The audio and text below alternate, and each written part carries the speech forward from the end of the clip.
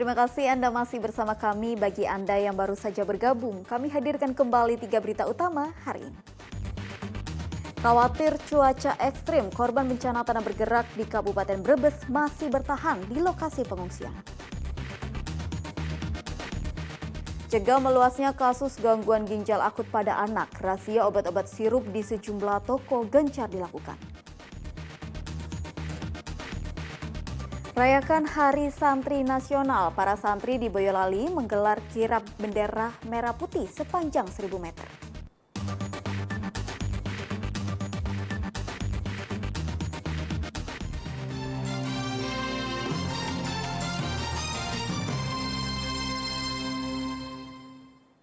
Peringatan Hari Santri Nasional dirayakan dengan upacara hingga marching band.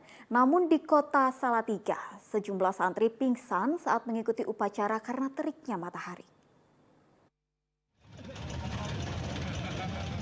Apel Akbar memperingati Hari Santri Nasional diawali dengan long march. Ribuan peserta mulai dari kiai dan santri dari sejumlah pondok pesantren serta organisasi Badan Otonomi Nahdlatul Ulama.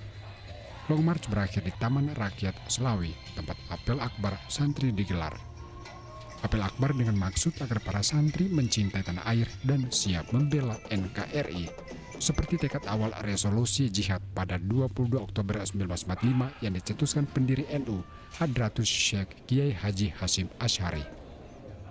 Hanya untuk memotivasi dari generasi muda NU khususnya dalam rangka mempertahankan negara kesatuan Republik Indonesia yang saat ini masih banyak orang-orang atau paham-paham yang akan merongrong negara kesatuan Republik Indonesia. Kita sebagai pemuda garda di terdepan Nahdlatul Ulama konsisten untuk selalu patuh selayaknya seorang santri kepada para kiai. Apel akbar di Kabupaten Tegal ditutup dengan atraksi marching band oleh perwakilan Bangser. Peringatan Hari Santri Nasional juga diadakan di kota Salatiga. Ribuan santri dari berbagai pondok pesantren hadir di Taman Wisata Sejarah Salatiga pada 22 Oktober kemarin. Namun sejumlah santri pingsan saat mengikuti upacara. Beberapa dibawa ke pos kesehatan. Pingsannya para santri diduga karena belum sarapan ditambah dengan kondisi matahari yang sangat terik. Selain santri, ada satu relawan Tagana yang jatuh pingsan. Dari puluhan santri yang pingsan, ada satu santri yang terpaksa dibawa ke Rumah Sakit Umum Daerah Kota Salatiga karena kondisinya cukup lemah. Meski ada beberapa siswa yang pingsan, upacara tetap dilanjutkan. Dalam kesempatan itu, Wali Kota Salatiga membacakan sambutan tentang penetapan Hari Santri sejak 2015 yang merujuk pada tercetusnya resolusi jihad yang berisi fatwa kewajiban berjihad demi mempertahankan kemerdekaan Indonesia dengan tema berdaya menjaga martabat kemanusiaan. Para santri diajak untuk menjaga kedaulatan negara. Sebagaimana disampaikan oleh Bapak Menteri Agama, menjaga marwah martabat kemanusiaan kita, sebagaimana melanjutkan perjuangan para pendahulu, para kiai, para habaib, para ulama untuk menegakkan kedaulatan negara, menjaga merawat kemerdekaan ini dengan kemaslahatan dan manfaat bagi sesama. Gitu. Di Hari Santri Nasional ada sejumlah sasaran strategis, yakni memupuk rasa cinta tanah air di kalangan para santri dan menghormati para ulama yang berjuang mengumandangkan resolusi jihad.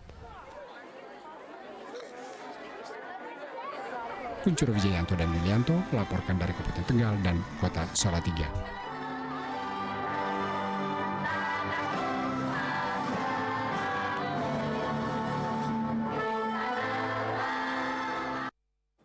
Sementara itu di Kabupaten Boyolali, ribuan santri mengikuti kirap bendera merah putih sepanjang 1000 meter. Lewat kegiatan ini diharapkan bisa menumbuhkan rasa nasionalisme santri untuk mencintai negeri. Setelah menggelar upacara bendera di halaman Pondok Pesantren Salafiyah Darussalam, Desa Kacangan, Kecamatan Andong, Kabupaten Boyolali, ribuan santri melakukan kirap bendera merah putih sepanjang 1000 meter.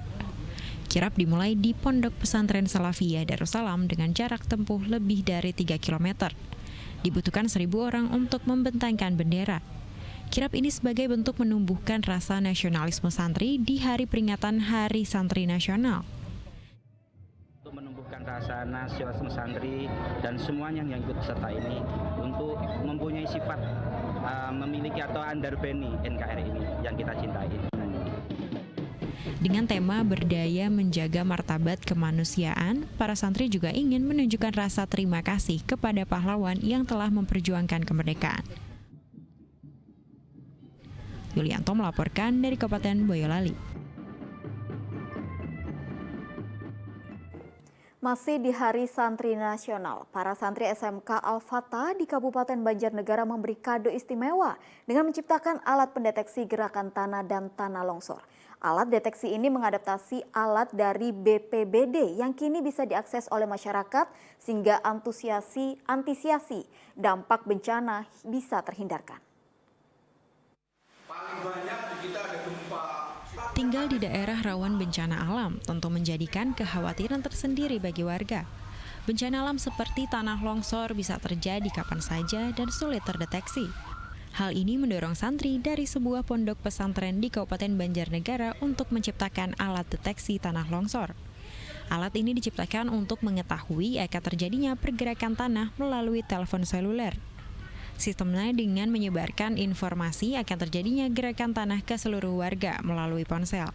Alat pendeteksi gerakan tanah telah melalui uji coba dan akan dipasang di sejumlah daerah rawan bencana longsor.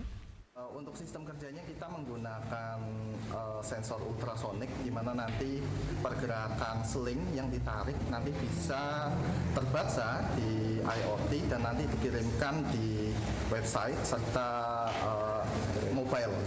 Ini bisa meminimalisir korban jiwa tentunya. Ya tentunya karena nanti Alat pendeteksi gerakan tanah hasil karya para santri SMK Al-Fatah merupakan hasil modifikasi alat deteksi sebelumnya yang dibuat oleh tim BPBD Kabupaten Banjarnegara.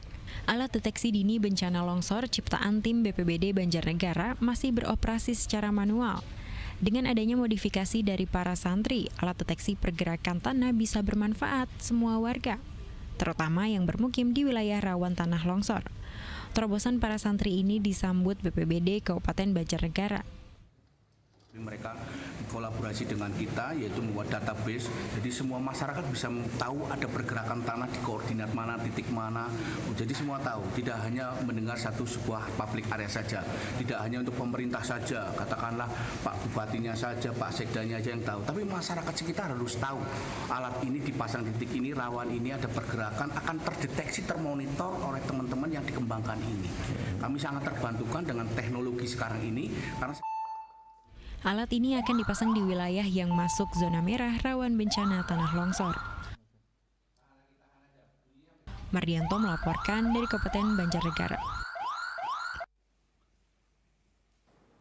Ya, alat deteksi tadi untuk mengantisipasi longsor dan juga bencana. Informasi tadi mengakhiri jumpa kita hari ini. Atas nama rekan yang bertugas, saya Tabita Putri mengucapkan terima kasih atas kebersamaan Anda. Selamat beraktivitas dan sampai jumpa.